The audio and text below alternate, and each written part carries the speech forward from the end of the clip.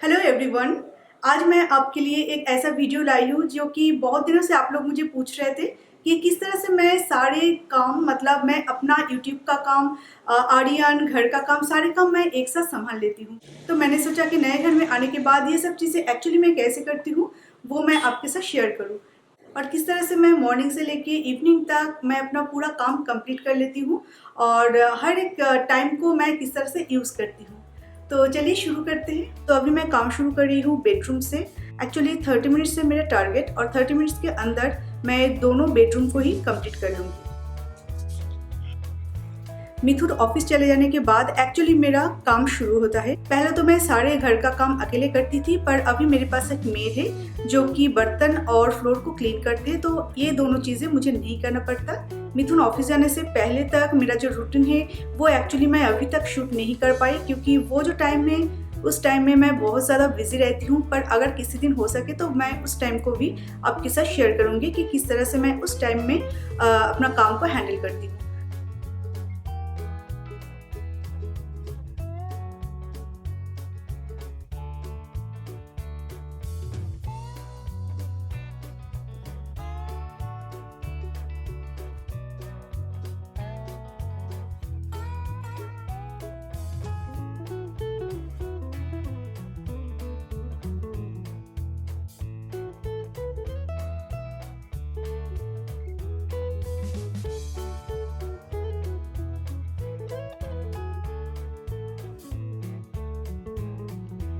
जब बेडरूम को मैं क्लीन करना शुरू किया था तब टाइम था 11:30 और अभी बजे है 12। तो 30 मिनट्स के अंदर दोनों बेडरूम को ही मैं परफेक्टली क्लीन कर दिया है। So now you can see after breakfast my kitchen is totally messed up. So first I need to clean it perfectly. और मैं आपको बता दूं कि मेरा मेड जो है वो आज जल्दी आ गया था, और ये जो सारे बर्तन थे कल रात के वो सारे, और ब्रेकफास्ट के भी वो सारे वो ही क्लीन करके गए हैं, तो उसको भी मुझे अरेंज करना है। तो इस तरह से एक्चुअली मुझे पूरा किचन को ही क्लीन करना होगा, और वो भी मैं करूँगी सिर्फ 30 मिनट्स के अंदर।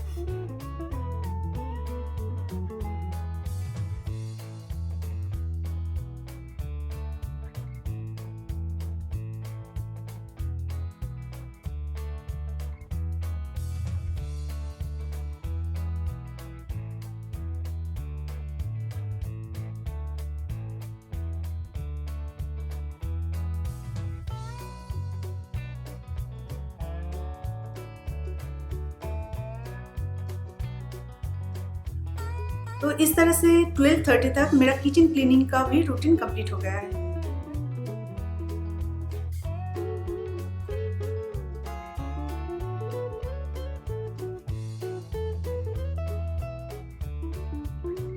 अभी मैं लंच बनाऊंगी, और खाना बनाने का ऐसा कुछ फिक्स टाइम नहीं होता, क्योंकि कौन सा खाना आप बना रहे हैं, कौन सा रेसिपी बना रहे हैं, उसके ऊपर डिपेंड करता है कि आपको कितना टाइम लग सकता है।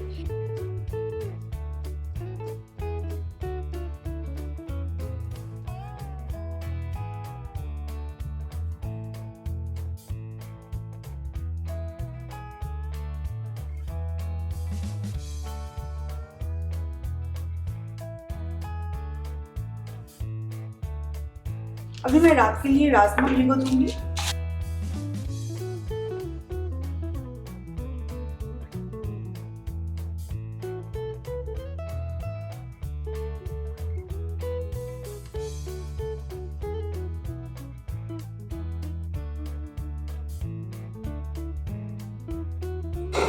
और अभी मैं बनाऊंगी लंच के लिए दाल।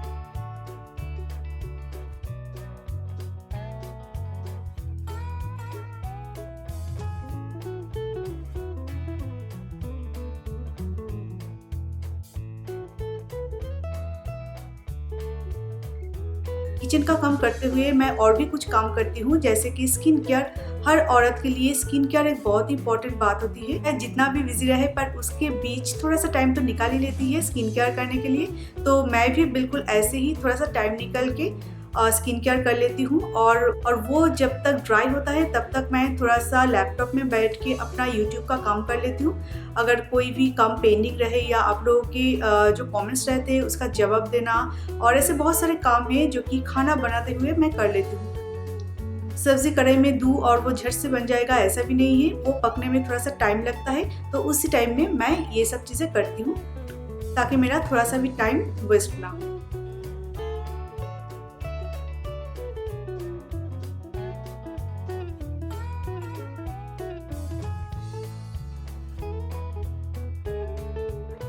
जब शावर लेने गई थी तब मैं कुछ कपड़े वॉशिंग मशीन पे दे के गई थी, तो अभी वो वॉश हो गया है, तो इसे ड्राई करने के लिए मैं बालकनी पे आ गई हूँ।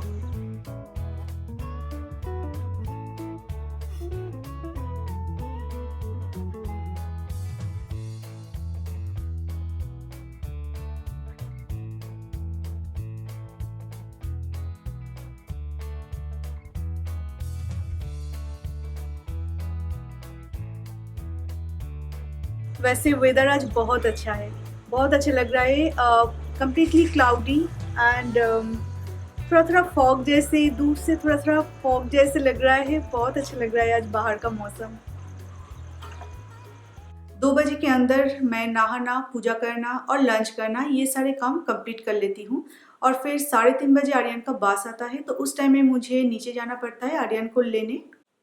तो 2 बजे के बाद से लेके 3:30 बजे तक जो टाइम मुझे मिल जाता है, तो उस टाइम में मैं एक्चुअली, मुझे टीवी देखने का कोई आदत नहीं है, तो उस टाइम में मैं घर के छोटे-मोटे कुछ काम कर लेती हूँ, जो कि सुबह मैं नहीं कर पाती, क्योंकि सुबह में कुकिंग का प्रेशर थोड़ा ज़्यादा रहता है, इसलिए ये सारे काम मैं इसी टाइम में कर लेती हूँ। जैसे पूरे घर के ग्लासेस को क्लीन करना, डाइनिंग टेबल को क्लीन करना।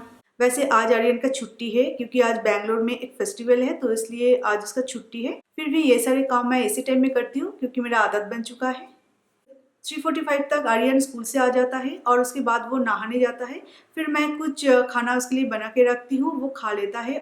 और फिर 6 बजे वो खेलने जाता है, तो उस टाइम से लेके 6 बजे तक जो थोड़ा सा टाइम मिल जाता है, तो उस टाइम में मैं आर्यन को थोड़ा बहुत होमवर्क करा लेती हूँ, क्योंकि वो 7 बजे खेल के घर लौटता है और तब इनफ टाइम नहीं मिलता उसको पढ़ाने के लिए, क्योंकि रात को भी जल्दी से उसे सुलाना पड़ता है। तो आज आर्यन का छुट्टी है, तो फिर भी मैं इसी टाइम में उसको कुछ पढ़ाऊंगी, क्योंकि गुड हैबिट्स हमेशा कंटिन्यू करना चाहिए।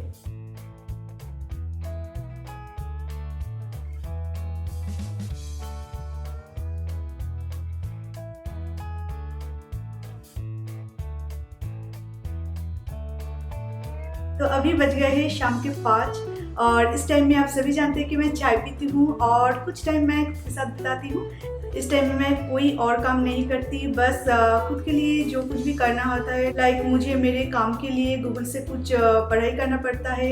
उसके बाद मैं इंटरनेट पे कुछ सर्च करती रहती हूँ, कुछ पढ़ती हूँ, कुछ देखती हूँ, मतलब ये सब करके, और चाय पीती और इसी तरह से लगभग 1 घंटे तो मैं खुद के साथ बिताती हूँ। और उसके बाद शुरू होता है मेरा इवनिंग का रूटीन। एक्चुअली आर्यन घर में है, तो उससे आज कुछ पकौड़े जैसा कुछ खाने को मन किया। उसने मुझे बोला, और फिर मैंने सोचा कि अभी जब मैं चाय बना ही रही हूँ तो कुछ पकौड़े भी बना लेते हैं, तो चाय के साथ तो बहुत अच्छा लगता है।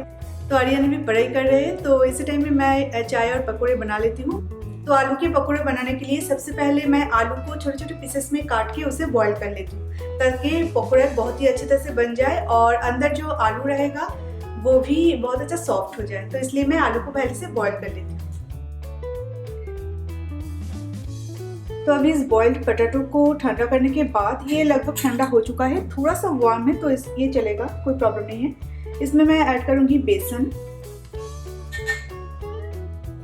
और फिर मैं लूंगी राइस फ्लोर। मैं कोई भी पकौड़ा जब बनाती हूँ तो उसमें मैं राइस फ्लोर ज़रूर यूज़ करती हूँ, ताकि ये ज़्यादा क्रिस्पी हो। फिर मैं इसमें ऐड करूंगी सॉल्ट, थोड़ा सा रेड चिली पाउडर, कुछ ग्रीन चिलीज भी मैं इसमें ऐड करूंगी।